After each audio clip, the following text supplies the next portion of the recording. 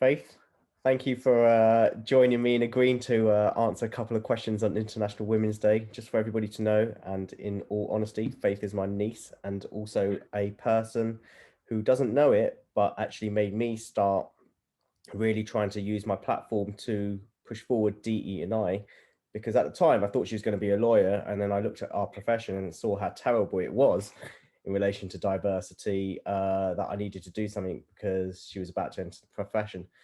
Luckily, she's changed her mind and is actually going into education, which I think is the key to DE&I anyway. So, Faith, thank you. You're welcome.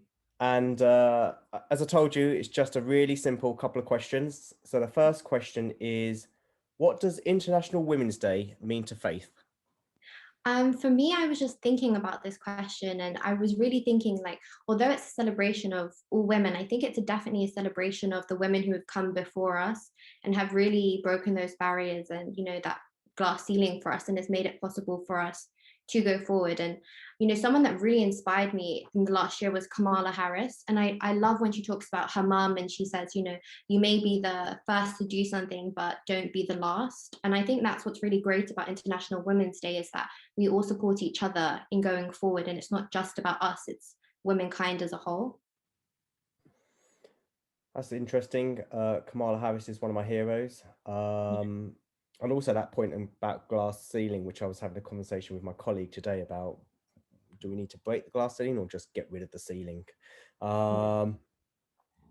So my second question then is, for you, what one Mhm. thing can men do to fight gender inequality, or support gender equality?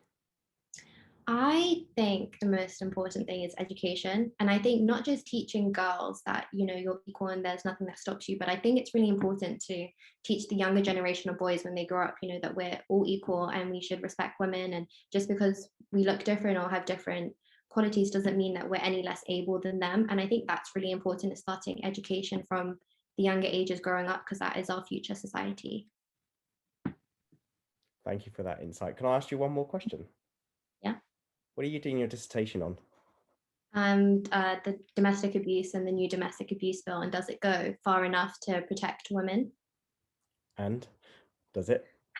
Well, I think it makes a huge positive step when they get rid of this association that you're entitled to better protection if you're a married woman. Because if you look at the trends in England, the biggest trend is people who are cohabiting, not those who are married. And being a single woman, or you're not married, doesn't make you any less worthy than a married woman.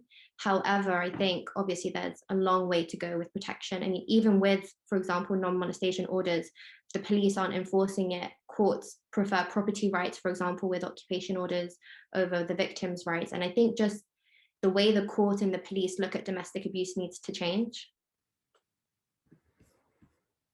Yep.